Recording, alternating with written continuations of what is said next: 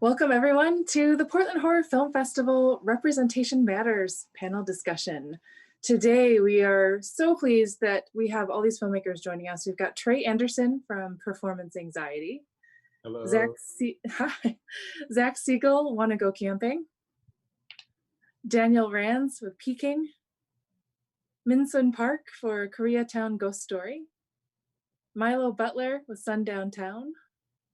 Monica Suryaj for La Siguapa Siempre. Raymond C. Lai with Logan Lee and The Rise of the Purple Dawn. And Cameron Johnson with Blue Bison. Hi, everyone. Hi. Hello. Thanks for being here with us. We hope everyone's enjoying your films.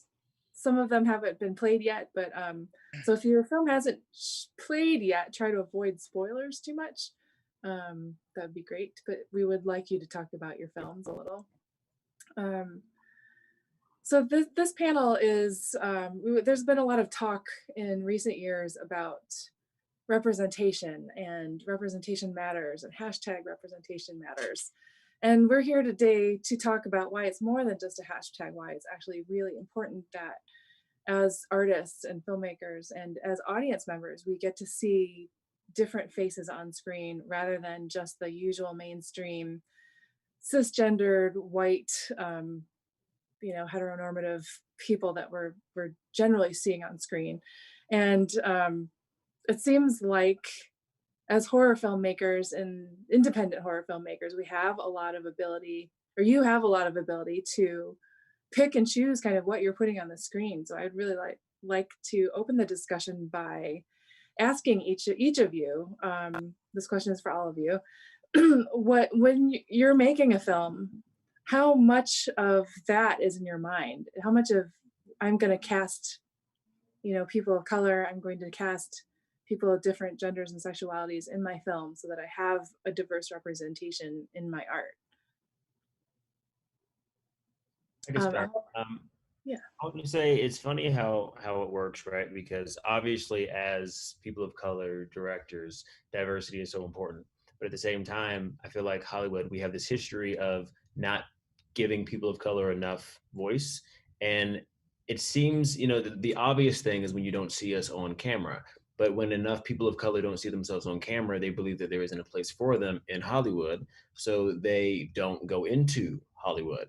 So whenever we are at a place where we are trying to make independent projects, some of us are able to succeed at putting a bunch of people of color in that project, but some of us need to save money and we can only cast our friends. And I'm assuming that if you're like me in New York, most of my friends that are working in Hollywood, at least when I made this film years ago, are white because there's so many of them. So in my film, specifically in Blue Bison, I was able to have a Black woman and a Latinx woman and an Asian man. But for the most part, everybody else was white because that's my circle. Like those are the guys I audition up against. They're the people that I've met in acting classes and in workshops. Like they're the people I'm always in the room with because they get all the opportunities. Like they're the ones that get to go in for the TV shows and book and get on set experience and like be an experienced actor. And when I get to meet all my people of color actors and they don't get those opportunities, they're sadly not as experienced. So it's interesting because we're all trying to push toward getting closer and closer to welcoming people of color in all types of film and TV so that we're in all levels. It's not just about us being in the big TV shows and movies, but also in independent short films. And in order for us to get to a place where we can be surrounded by people that are willing to get in, get dirty, and give us that performance we're looking for, we as filmmakers are having to start that path. But it's interesting because we're kind of like the beginning and the end. It's like a chicken before the egg sort of situation. I would love to hop on that because I totally agree. I totally felt that with our project, La Cita Siempre, which is screening tomorrow. But it was a priority to get that diversity behind the camera as well. We were like, okay, we gotta, like the crew was mostly women and mostly people of color as much as they were. And that was very conscious effort. Like if we didn't try to do that and like kind of stay in the resting place, you're gonna end up with a mostly white male. You're gonna have to make the effort of like, no, we're gonna look for other people, and we're gonna, and the story also for my short, it stars a Black woman, Afro Latin girl, and I wanted to make sure the people taking care of her were of the same background, so that they knew what to do with her hair, they knew what to do with her makeup. And it's you have to really make it a priority to get those people there with you, or they won't be there. I also feel like, I'm gay, that's why the white guy's on the panel.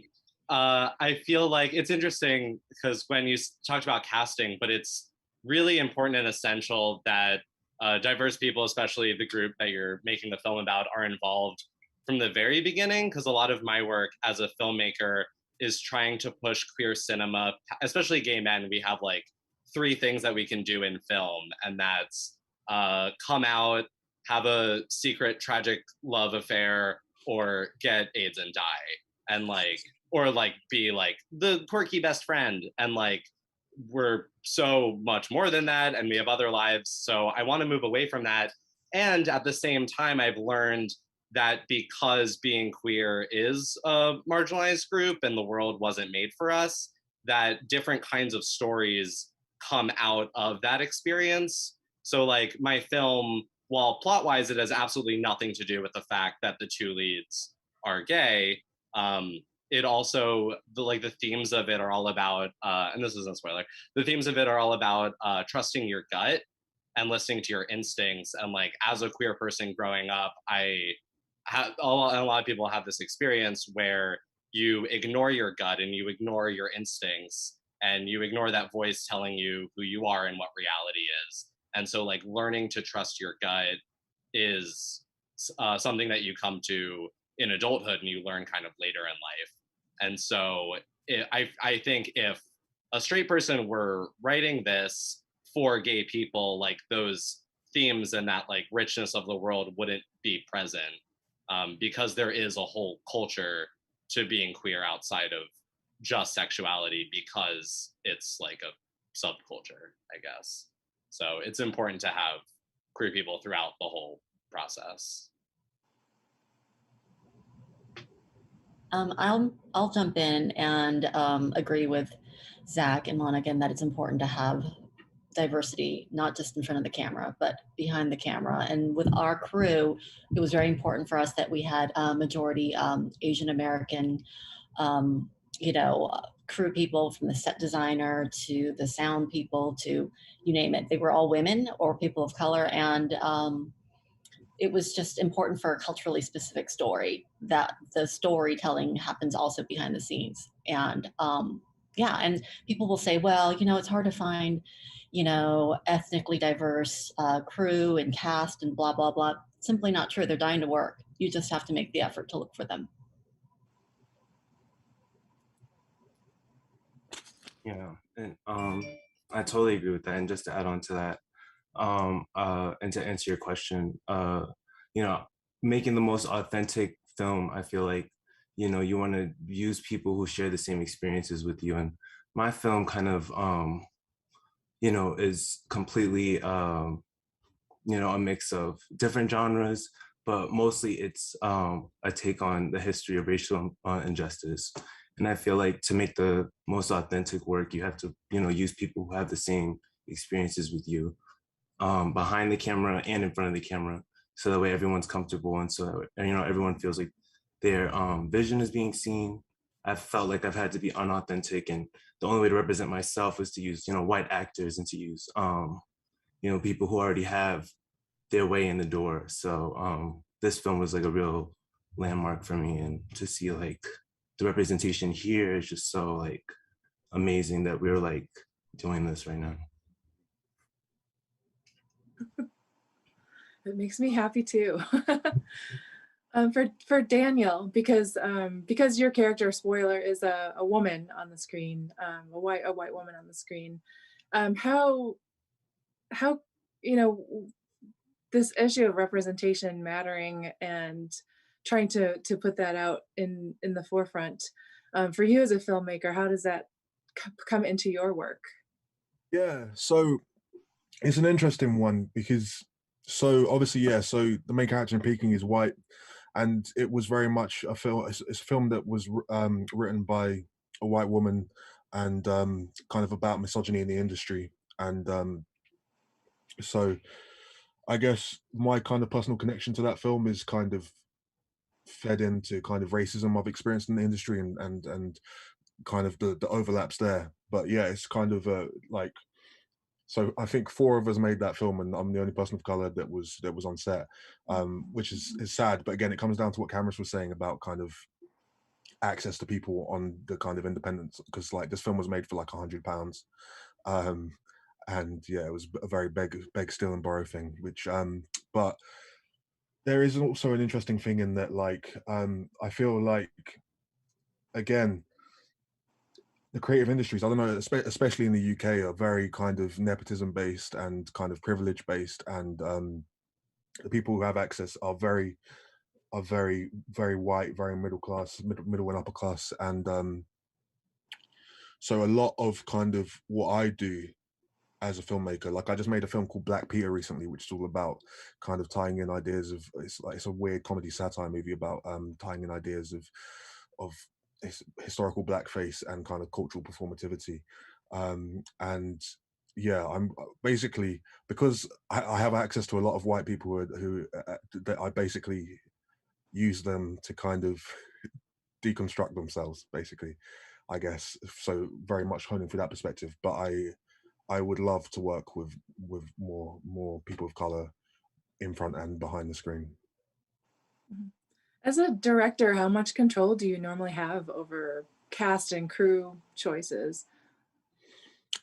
Quite a lot of control. The thing that takes it out of my control is budget. Really, that's the big deciding factor. Like, there's been and the industry, really. Like, there's a lot of times when I've tried to cast people and then agents have gotten in the way and all kinds of palavers. But yeah, it can be really tough, especially when. But yeah, it can be tough. But the aim is authenticity. So it's absolutely echoing what everyone has said. Interesting. Does anyone else have anything to add to that, to this topic before I move on? Sure, I'll add a little bit and just say that I want to echo what Camus was saying, what Daniel was saying regarding just especially when you're starting out, and you're making films and you have access to the people you have access to. You know, your resources are limited, both in terms of fiduciary resources and just acting pool.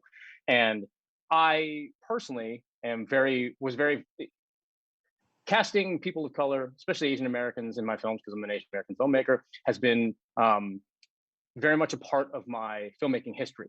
But I would say that early on, when I first started, that was more born out of what I had access to. I went to undergrad at UCLA, and I was in an Asian American theater group. And so I was fortunate enough to be around a lot of actors, very talented actors. And so they just ended up in my films. Those were just the people that I knew. And so when I went to grad school, I was like, well, I'm gonna call up Rick, get him because he's really funny. And I had, sort of a fortunate / unfortunate set of circumstances where one of the people I was closest with and closest creative collaborators, who starred in most of my early films, especially in film school, has since gone on to become very successful. And so he went from a person who was the star and co-writer of something I did, and then 9 years later, he showed up as a cameo at the end because I could get him for about a half an hour. And he didn't want to let his reps know that he was going to be there. So, because I straight up just can't afford him now, which is ridiculous. But great. I mean, I'm so happy for his success. But my point is just that, as scrappy independent filmmakers, especially independent horror filmmakers, you kind of just have to make do with what you have at hand, and using your ingenuity, your creativeness to use those limitations to your advantage. And so I have found, at least, especially in genre filmmaking, those are some of the most talented people at doing that. And so just seeing the people here on this panel, I know that's part of your tool belt. It just is. It just has to be, but naturally. And so that's really cool to see. And I want to encourage anyone watching to remember that you don't have to have the best X, Y, and Z, but you do have to have passion and try to find those like-minded collaborators to bring your vision to the screen, kind of any way you can sometimes. And horror, and especially, is really a great genre for that. So I just want to say that. And I also wanted to say that you were asking, as a director, the kind of power that we have for casting and whatnot. And I want to say it does go project to project. I mean, sometimes you're high, especially when it's an independent short film. Sometimes it's a friend of yours that has everything but the director, and they need you to come in and do it. Sometimes they have you in the very beginning, and you need to help with everything. But to Minson's point, she was saying that some people say that they don't have access. They don't know who to call. I don't know any Asian DPs. I don't know any Black grips, But I wanted to bring up Ava DuVernay just recently talked about this app or website that she created called Array. And Array is just full of people of color crew members. So, and the whole point of it was so that you could no longer say, I don't know any, I don't have access to any, because it's an app full of them. So we're getting to a point finally in Hollywood where we're running out of excuses. Like, we have no reason to say I couldn't find any, because if you didn't find any, you didn't look. Mm-hmm. For sure. I also would jump in a little bit about casting. for our short, there's two main characters. It's a Afro-Latin girl and a white guy, and they kind of both need to be those things. It's specific to the plot. And for the guy, we had like well over 100 submissions, like too many, like too many to ever get through. But for the girl, we specifically wrote Afro-Latin. It's very important that you are this. We got maybe 4, and then we got like 50 white girls, like people that just did not read the casting at all. And I was trying really hard to like not reach out to all of them and tell them they were doing it wrong. Like I was like, but it was important to me that it was somebody who was not super fair also, because that's another problem we're seeing in on screen. Like maybe there are 4 Black women, but they're all very light. So it was kind of trying to thread the needle on not doing that, but also finding someone who was skilled and good at what she was doing, so it felt like we were a little limited there with the options. But the girl we cast, Cheyenne Washington, she did an amazing job, and I'm so glad we found her, because we were worried it was going to be really hard to find. Nice. It seems like you have a lot of common experiences in that regard with the nuts and bolts of like how you're making your films. I would like to change the topic a little bit to kind of how you're telling your stories, like where your stories are coming from, because as people of color, we walk through this world that's in mostly controlled by white people. They have most of the power in a very different way than a white filmmaker would be walking through this world. So I'm interested to know how that has influenced you as a filmmaker. I feel like telling your story is really important in terms of telling the right message and kind of making it very clear. And I think that in my film particularly, I was really inspired by my own traumatic experiences with police brutality. And also being Black and queer, I don't really get the chance to see us as final girls, going back to Zach's point about us only having 3 main, roles in filmmaking. So just changing the narrative and, seeing films that don't exactly do us justice, Black and queer people justice, really inspired me to like really kind of flip the script and be like, oh, we already know how this is going to end, but you really like, it doesn't need to be realistic to be a good story. And I had to just really understand that and tell the genre film that was coming from my own experience and also was going to reflect the future of this generation. Yeah, you sort of have to like make the movies you wish you had as a kid.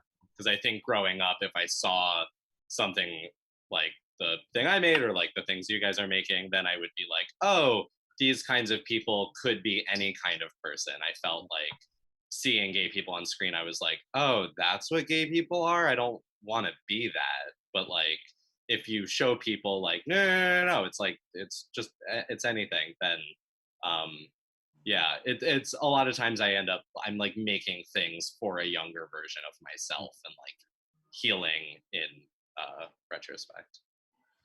Yeah, I've definitely noticed that the work that I write that I'm most proud of is always the things that come from the most authentic place. So it would be difficult to even go about it without considering your own experiences. Like my film is about a frustrated rapper trying to break into the industry by playing a secret show in Palm Springs. And I wrote it after just absolutely, I work primarily as a commercial actor, and I just completely bombed an audition for a Kohl's, like for guy number 3. I didn't know how I was supposed to break into the industry, or I didn't know my route because there's so many. I don't have formal training. I just was trying to, piece together a way to have a career that I was proud of, and I think that it was a natural using the music industry and a rapper was a natural avatar for my experience trying to break in and not really knowing how and just being mad about it most of the time. And yeah, it's my first film, and this is my first panel, so I'm very happy to be here and learn from all of y'all. And yeah, I'm really excited to watch everybody's stuff too. Uh, yeah, thank you. Welcome to your first panel, Trey. That's dope. Yeah. This is kind of a long answer, but I had a film in Tribeca last month, and I was one of 4 Black directors in this program, and we were in this interview with P&G in Tribeca because they produced it, and one of the questions was something about like opportunities for Black filmmakers, and one of the directors, Zoe Martinson, that I was on the stage with, she was saying that there is a white male filmmaker that had a short film at Tribeca this year that was just incredible. But the thing was that bothered her was that his 3 shorts before that short were awful. And the thing about being a white filmmaker is that you get a lot of chances. So you can make a really terrible short film and you can present that to an investor and say, but I'm going to do better than that one. And they go, I believe you. And then they give you money and you suck again. But you say, I'm going to make this 3rd one better. And they believe you. And they sucks again, but it sucks less. And all of a sudden, the 4th one, he finally learned it, and it's at Tribeca Film Festival. But I was at a Q&A for this really prolific Black screenwriter and actor and whatever director, and I was asking her, what's your advice for a young up-and-coming Black writer-director? And she said to be the Michael Jordan of every single project. So like, if you have 3 projects that you want to pitch, whichever one is your Michael Jordan, that's the one you pitch, because you get 1 chance as a person of color. You get 1. You go in there, you make 1 short, and if it's trash and you bring it to an investor and say, it won't be as trash as that one, you don't get money. Like, Right. because there's only 1 of us. There's 2 of us in a room, there's 3 of us in a room, there's 50 of them, there's 1 of us. Why would they give us money? Because there's no, they got to choose 1 of us, because they're not at a place yet where they realize that we have so many stories. So we're at a place where we have to make sure that every story is just so freaking good, which is, good for us. We're forced to put so much more love and focus in it. But also it sucks because it's like, you're making me do this one thing. And I have so many more stories to tell. So to answer your question, in more detail, my 3 short films have always been something somewhat very personal to me. So the first was my dad and my uncle's best friendship. My second animated short was my relationship with my great aunt and her daughter. And Blue Bison, which is in this festival, and this is kind of dark, sadly, but in 1 week, 1 friend was attempted to be raped at a wedding, and another friend had revealed to me that she was raped by someone that I knew years ago. And in both cases, there was nothing I could do about it. So I just kept wondering, if I can't do anything as a civilian and the police can't or won't do anything, who could be that person or those people in the middle, those people that like make the bad people be good again, but no one knows. Like what if they were like Batman in real life, but there was a lot of them? What if there was like a bunch of teenage Batman, but there were men and women and no one knew who they were? What would that look like? Okay, they'd be kids from the streets that no one would ever expect. They'd be like these ragtag kids. They all look different. They all come from nothing. But in order to redeem themselves and their crappy lives, they force bad people to be good by capturing them, torturing them, and then setting them free. And that's kind of where Blue Bison came about. Thank you for that. Minsun, I'm interested about Koreatown Ghost Story because of the heavy influence from Asian culture in it. And I don't think that everyone may not be aware of some of the traditional things that are in the film without spoiling it. But I mean, generally speaking, like ghost husbands and ghost brides. Right. This is actually my first time really doing something very culturally specific. My writing partner and I have worked in the mainstream Hollywood, and we've, mostly done non-culturally specific sort of things, because horror writers, you just sort of write what sells. But I think the climate has been changing, and I also wanted to do something more personal about my own family. And this was based loosely on my cousin who passed away at age 26. She died in a tragic accident where she was walking down a flight of stairs in her apartment building in Seoul, Korea, and the banister broke away and she fell 3 stories to her death 2 weeks before her wedding day. And my aunt, who was understandably devastated, came to believe that she was haunted by her daughter's ghost, because there's a belief among Buddhists that if you die, unmarried, you're likely to come back as a hungry ghost. And so she sought out, you know, the help of a shaman, and they told her that she needed to marry her daughter's restless spirit to another unmarried restless spirit. And there's actually like a matchmaking industry with dead people. So with Asians, there's no excuse to get married, not to get married. I mean, absolutely none. Even if you're dead, you're going to get married. So she, you know, joined the two souls together, and, you know, lo and behold, she was put to rest. And that story spooked me. I was like a kid, and I heard that, and it was like stayed with me over the years. And so when it was, you know, when we were kind of coming up with an idea to write something that was culturally specific to, you know, Korean American culture, that was sort of the, you know, the inspiration for Koreatown Ghost Story. I'm not going to give any more spoilers, but I love it. I love it. It's really fun. I would say, I'll jump in and say that my film was very much inspired by, very much started from a personal standpoint, which was just my time as a DJ when I was in college, and sort of my interest in turntablism as a subset of hip hop, and how that it's, you know, it's not the most popular subculture, but it's an interesting one to me, because it is a space that is, at least for a time, pretty much dominated by Asian Americans, in that generally those that were considered to be the best in the world were Asian Americans.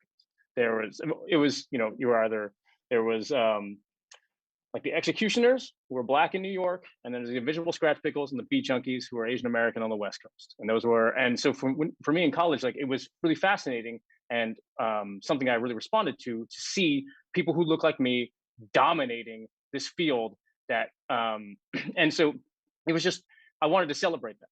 And along with that, there was also a very influential hip hop producer to me, who was also Asian American, who I was obsessed with his music. I still am. And I had the good fortune to be able to meet him and work with him. And I pitched him this project, and he was like, yeah, it's just, he kind of stopped me mid pitch. He's like, stop, I'm on board. It's fine. It's great. So I was like, oh, I guess I really have to make this now. But so it was just, that was it for me. Like, it was really based on my experience in college, and was a time that really meant a lot to me.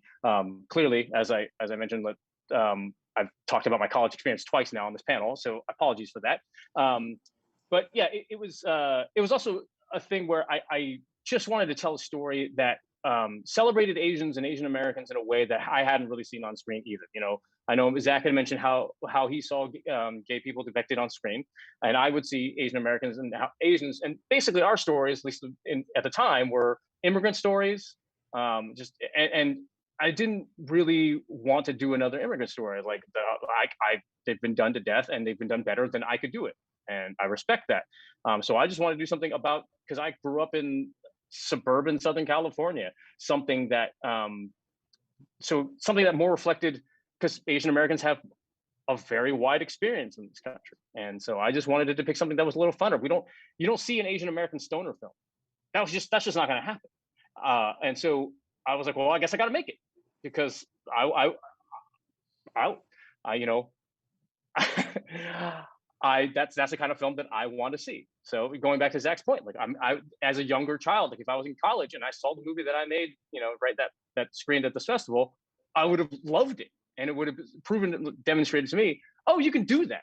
It doesn't have to be about, you know, disappointing your first generation parents, or it doesn't have to be about, you know, the struggles of assimilating in America. It can be a kid who gets high and then discovers that there's aliens in town, or that they're, you know, that are sort of technocratic aliens. So my point was just like, yeah, making a film, just echoing what Zach said, making a film that you would want to see, some version of you would want to see, because that film otherwise will not exist.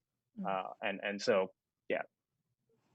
We really enjoyed the, you know, the they live quality of Logan Lee, but high, instead of having the special sunglasses.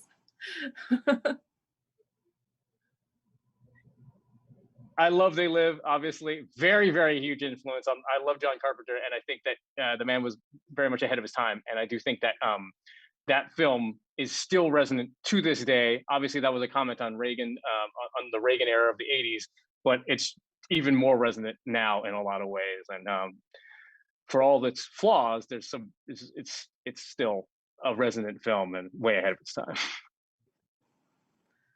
So it's interesting to me that a lot that you guys are, you know, as people of color and queer and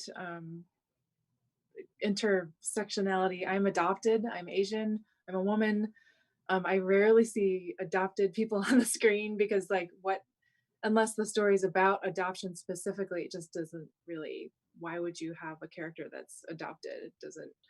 It doesn't really add that much, I guess. But for me, seeing people that look like me, at least on the screen, having grown up with all white people around me, has been really exciting and kind of liberating in terms of discovering Japanese horror where, oh, I have a character I can dress up as Halloween for now without having to put on a blonde wig or that kind of thing.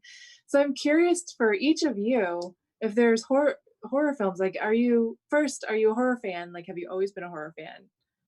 Second, is there a film that you can think of in your horror movie library of what you've seen that kind of spoke to you because there were represented people of color in it?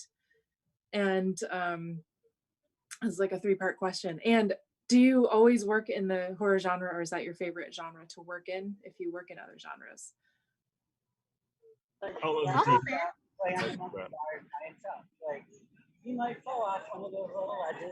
Did I?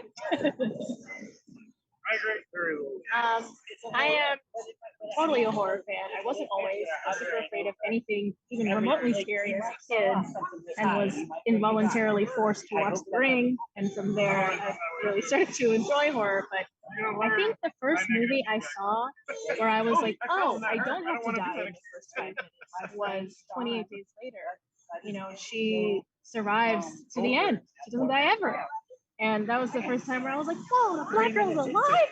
And she's like kicking ass and saving everybody else? What? Like, it's like cool. So that definitely kind of opened the door for what is possible. But before seeing that movie, I actually kind of used to take solace in the fact that it was all white people, just because I felt like, okay, nobody in this movie looks like me.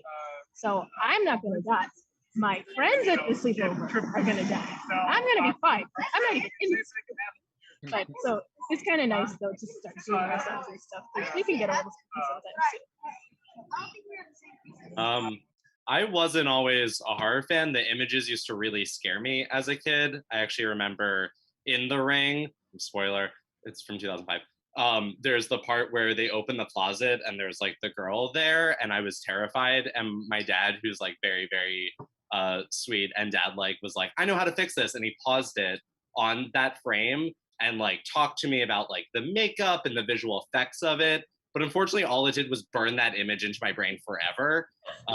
So I haven't been into horror for a while. And then recently with films like Babadook and like Hereditary, I started understanding that they're like really metaphors for like the darkest instincts and fears we have as humans. So I started seeing like the use of it as a genre.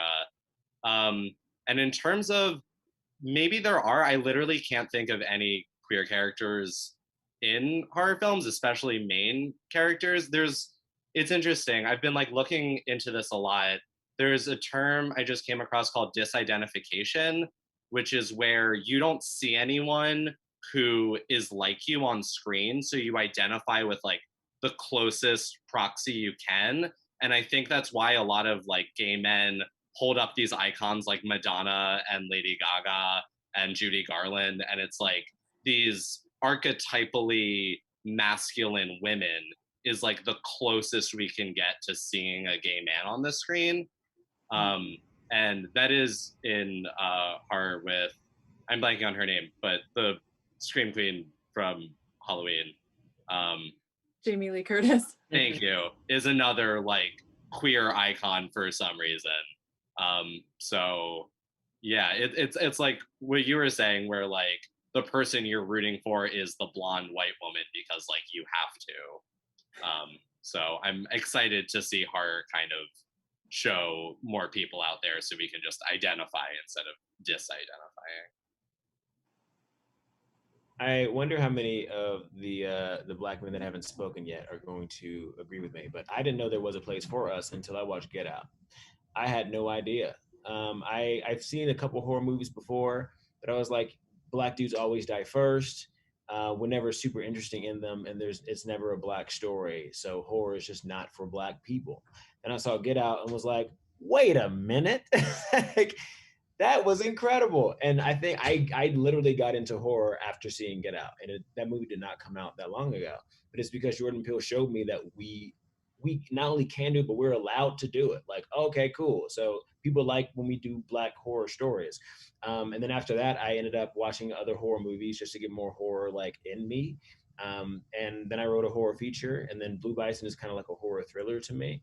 But yeah, I like my love for horror is pretty new still, so I haven't seen most horror movies, and I think that's kind of good for me though because I like the really good ones, like Zach said, Hereditary, one of my favorite horror movies. But for the most part, when I watch horror, I don't like them because now I've only seen a few, and I've seen some really really good ones. So some that like are fan favorites, I'm like that movie sucked. So I'm very specific about the horror movies that I like. But when it comes to genre that I usually work in, I do love thriller. I think psychological thriller is my favorite type of genre, but animation is sort of accidentally, that's not a genre, but animation has recently become something that I've gotten really into. So now that I make 2 animated shorts, I just want to keep making animation.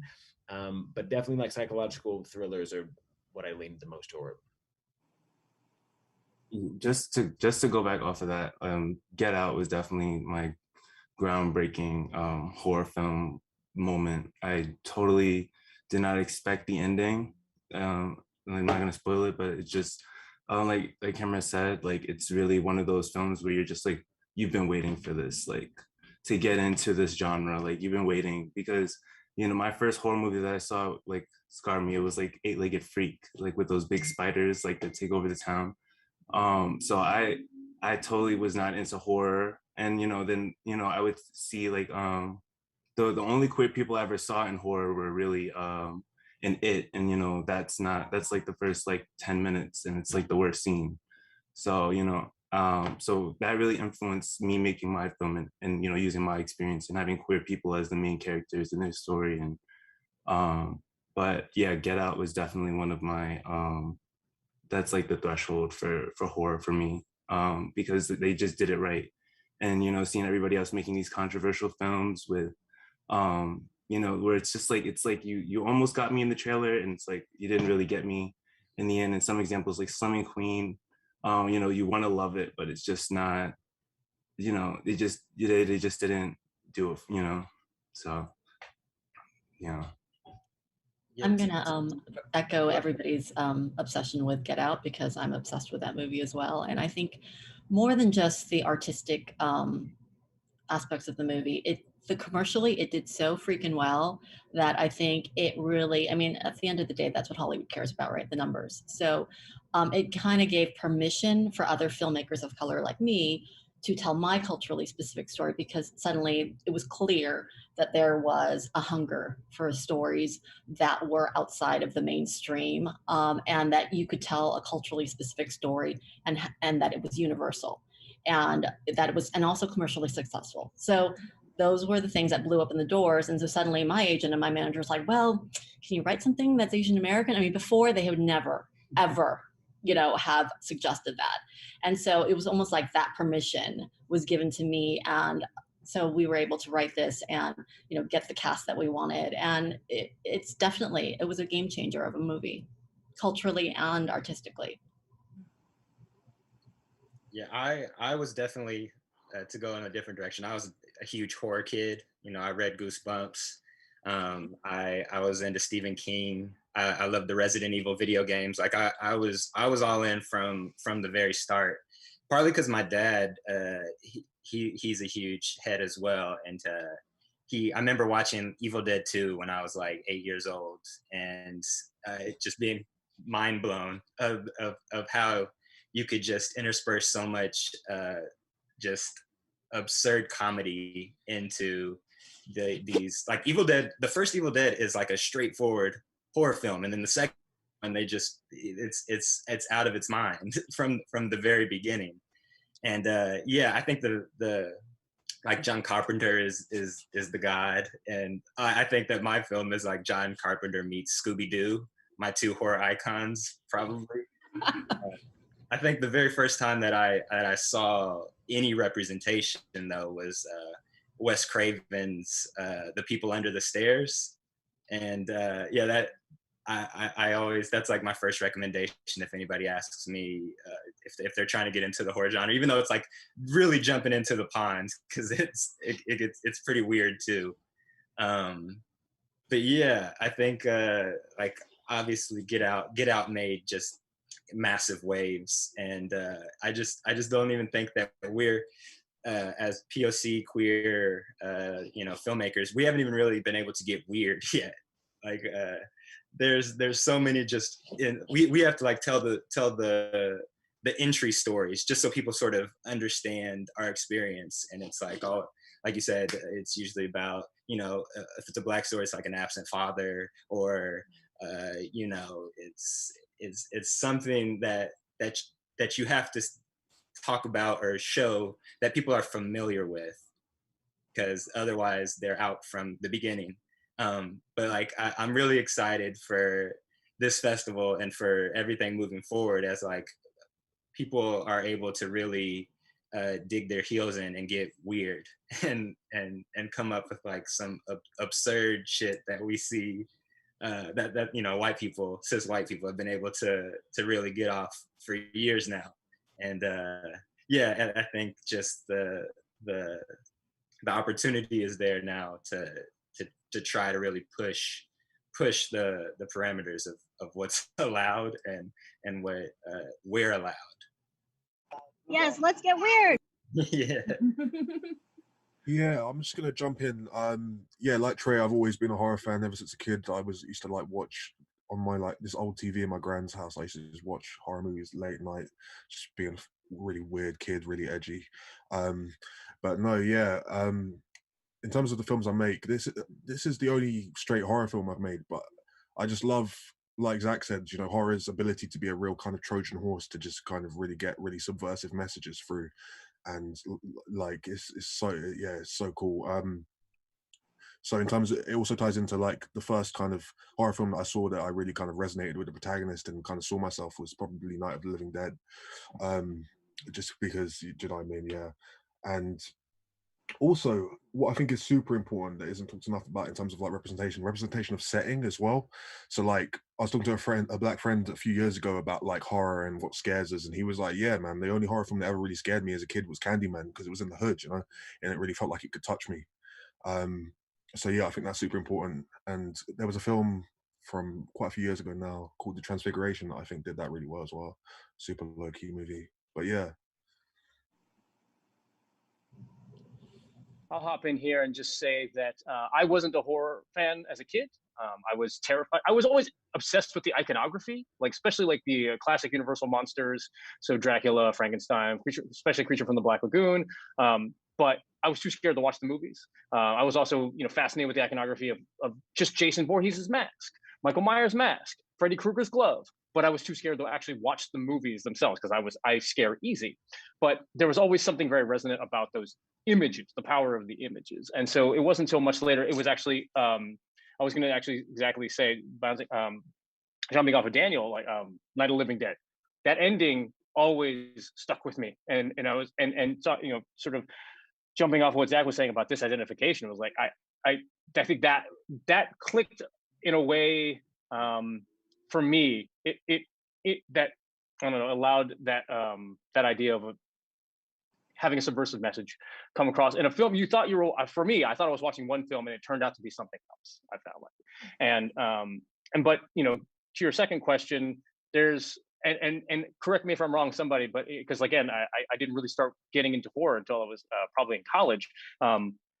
There's not a lot of Asian Americans characters, especially Asian American led horror films, like at all. that I'm aware of. And so the one, frankly, that I identified with the most, it's not really a horror movie, but it is from the master of horror, as Trey has been hitting at, John Carpenter's Big Trouble in Little China. That movie meant, it still means, if you can't tell, it means so much to me, because, and I think it was much later when I realized, it's like, oh, it's because the Asian guy's the main character. Kurt Russell's not the main character of that movie. You know, it's that really sort of like blew my mind. And John Carpenter was very well aware of that. Like he was like, and his issue with so much of the Hollywood executives was the fact that they didn't get it. They didn't want to have, like, why is Kurt Russell such an idiot? Why does he knock himself out during the climactic fight scene? Because that's the point. And so that movie has continued to resonate with me. I just showed it to my son. I made him watch it on my 40th birthday. And so he was not happy about that. Going to your, I can't remember the third question now. I apologize. But yeah, those are the movies for me. Do you mainly work the films that you make? Are they mainly horror, or do you work in all different types of genres? Well, so that's the thing. I as you can probably tell with Logan Lee, it's not really a straight horror movie. It's a horror comedy. Like I generally can't. I come from more from comedy side. If you can't tell from my amazing delivery, but it's definitely something that. But I very much respond to horror comedy, which is why, especially for like everyone keeps talking about Get Out, and I have to absolutely hop on that neck with that, because Get Out is such. The fact that we are all talking about it still right now is just represents what it did, what a seismic impact that film has had. But it was really funny too. Of course it was. Jordan Peele's a hilarious comedic genius. So yes, so that I very much responded to as well. It was like, so I generally, Trey was talking about Evil Dead 2, another one that really blew my mind because of its mixture of physical comedy and horror. So I've always responded generally more to like those sort of genre melding, like horror comedies as opposed to straight horror, which is unfortunate because if you look at the track record and box office performance of horror comedies, generally speaking, it's very bad. Get Out is an outlier. Zombieland was an outlier. Generally, otherwise, horror comedies do not generally connect. People apparently just want either horror or they want a straight comedy, which is really unfortunate for a filmmaker like myself. But so no, I mean, I have found a love of horror. I have found a love of, but I really love science fiction. So science fiction horror has definitely been like, that's more my thing. So, but I love comedy. So I always try to inject comedy into my work, because that's just, especially, I think it works well with horror because you want those moments of levity to break up the tension. And I think that works really well. So that is a nice match made in heaven, just not box office heaven. And I think that's the beauty of horror, is that it just goes well with everything. I mean, you just mentioned like 4 different subgenres of horror right there. And like Cameras, you had psychological horror and, psychological thrillers that kind of fall into the horror genre as well.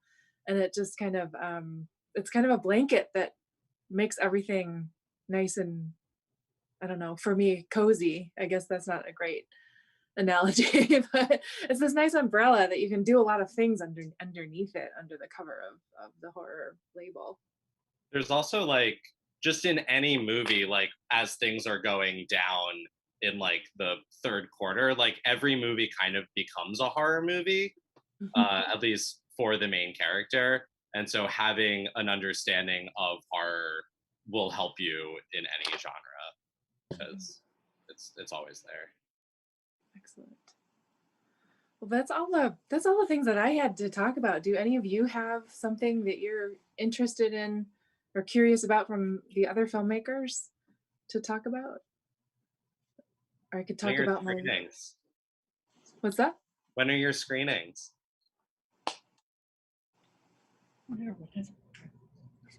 Oh yeah, when are I have the schedule. I have the schedule. I want to see everyone's schedule.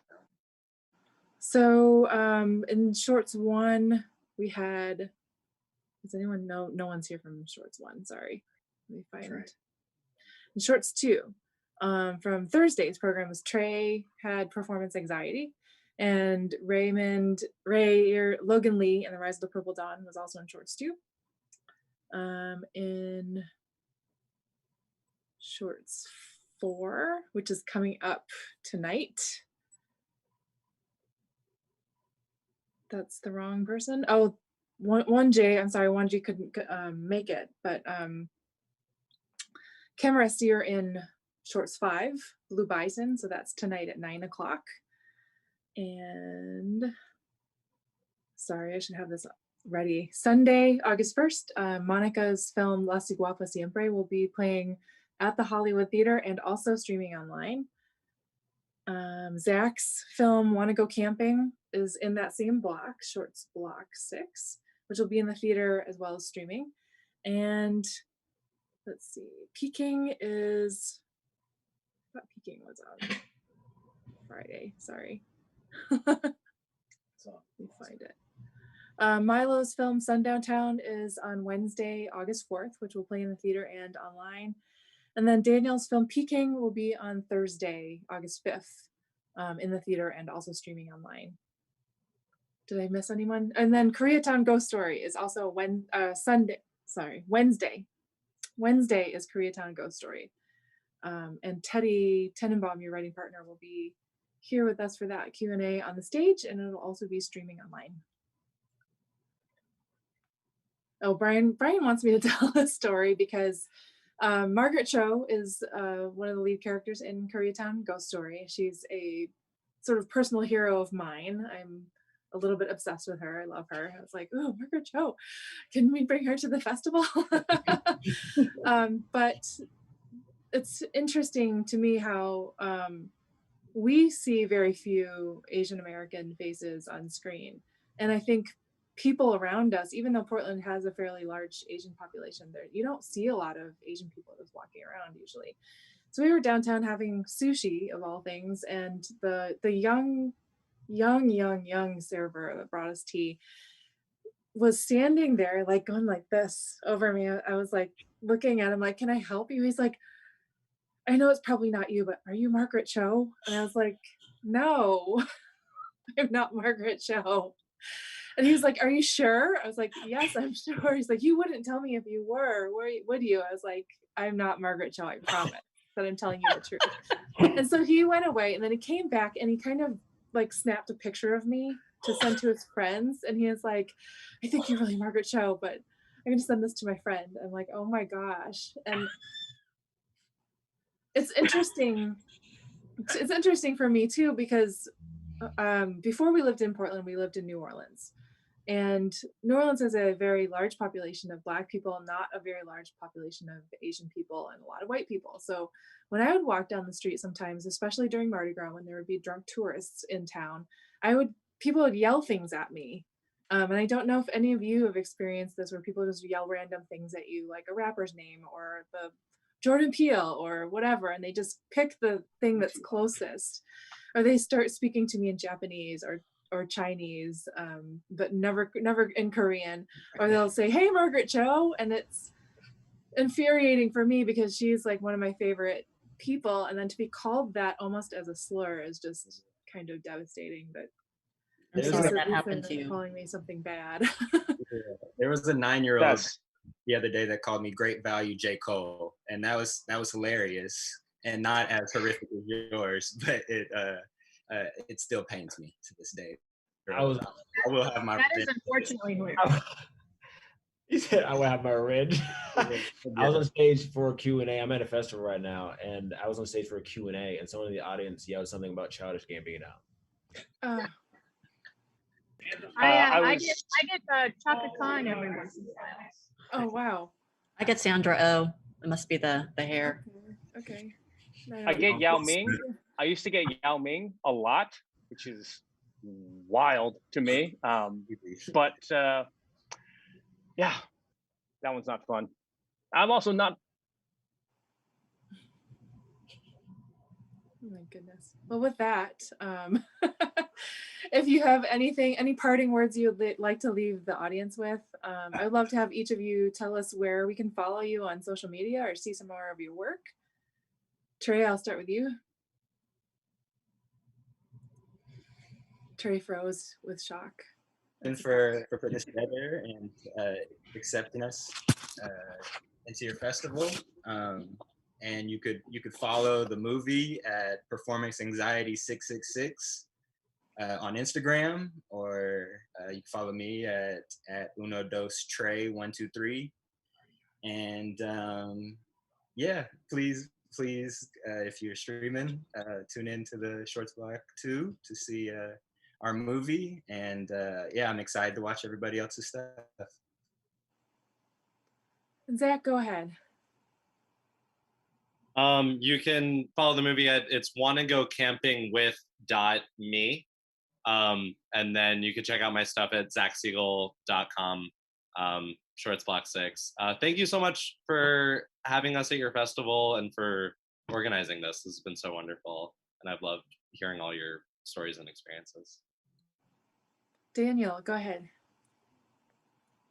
Yeah, I want to say thanks for programming us, and this chat is incredible, and more of this needs to happen. So thank you. I think if you want to see more of my stuff, you can follow kind of my kind of identities. Instagram at a Mongol picture on Instagram, or follow me directly at African Warlock. But yeah, I can't wait to watch everyone's movies. Thank you. Min-sun, go ahead. You can follow us on Instagram. Koreatown Ghost Story is our handle, and my personal Instagram is just Min-sun, the number 10. And thank you so much for putting this panel together. It was really stimulating and informative. I learned a lot from all of you. Thank you. Milo, go ahead. Hi, you can follow my personal Instagram at milob.productions, and my movie Instagram, Sundown Town Film. And I just want to also thank you guys so much for including my short. This has been like such an amazing panel of people. Cameras, like I'm like a fangirl right now because I'm just like sitting here like, oh my gosh, because I'm like loving what I wanted to see your Tribeca film. I love like Batwoman, and I can't like representation. Speaking of representation, like seeing Batwing, like live action and Batwoman was like that was like my childhood was like waiting for that. So thank you. Awesome. Ray, go ahead. Sure, you can follow me on Instagram at Raymond C. Lai, at Raymond C. Lai. I don't have a handle from a film because I'm terrible at promoting things. Thank you so much, everybody, for just making your films. Thank you so much for getting them to the finish line, getting to the festivals. That is such a huge deal, and I don't think that gets celebrated enough. Every film is legitimately a miracle, good or bad, and it is to be celebrated. Thank you so much for having us, Gwen. And I can't wait to check out your films. So everyone, keep doing what you're doing. Please support indie horror filmmakers. Please support indie filmmakers. Please support indie filmmakers of color. Yeah, just tell the stories that you need to tell. Keep doing what you're doing, please. Cameras, go ahead. Real quick, as people of color filmmakers, I think we're so used to the constant grind and hustle of proving ourselves and making the things that we want to make that we often don't have a chance to just sit and realize how awesome it is that we've all been asked to speak at a festival together about how we got to make films at this festival together. So congrats to all of you for doing this. Congrats to all of you for being diverse and pushing through all the crap that we got to push through to be here right now. I'm excited to see your films and the next film and the next film and the next film. Milo, I love you. Thank you for watching the show, my homie. I appreciate you. And I'll send you a link to She Dreams at Sunrise if you want to check that out. So plug to my animated short, She Dreams at Sunrise. Please keep an eye out for that. My next animated short. Blue Bison as well. Thank you for accepting it to this festival. I can't wait for people to see it. My handles are CamRushJ on Instagram and Twitter. And I have too many film page handles too. But if you want to look those up, you'll find them too. But yeah, all the love. And please watch Blue Bison and please watch Batwoman. Thanks. Monica, go ahead. Yes, this has been so cool. I'm so happy to meet all of you and to dive into all of your bodies of work now. And I hope to meet some of you in real life at some point. And also sorry for how loud it's been where I am. I'm outside. I'm exploring Portland today, so I'm out in the town. But yeah, you can follow my personal Instagram at Harmonica Blues, like the instrument. And for filmmaking stuff, the collective I'm part of is called Body Checker Productions. You can type that in on Instagram to find us. And yeah, this is cool. It's really cool to meet other horror filmmakers from diverse backgrounds who have a lot to say, and I'm excited to meet you all. Well, thank you all again so much. We're going to wrap up. Don't go anywhere just yet until I give you the all clear. But I just want to thank Trey, Zach, Daniel, Minsun, Milo, Monica, Cameras, and Ray for being here with us and just sharing your experiences and giving people a little bit of an insight into what it's like for people of color and marginalized people making films in the industry. And we wish you all the best luck with all of your next projects and with your current films, if you're still doing the film festival circuit. Get all the awards, get all the audience votes. We are rooting for you. And if there's ever anything we can help you promote, please let us know. Thank you, you're the best. Thank you. And with that, goodbye, audience. Thanks for watching, everyone. We'll see you in the streams.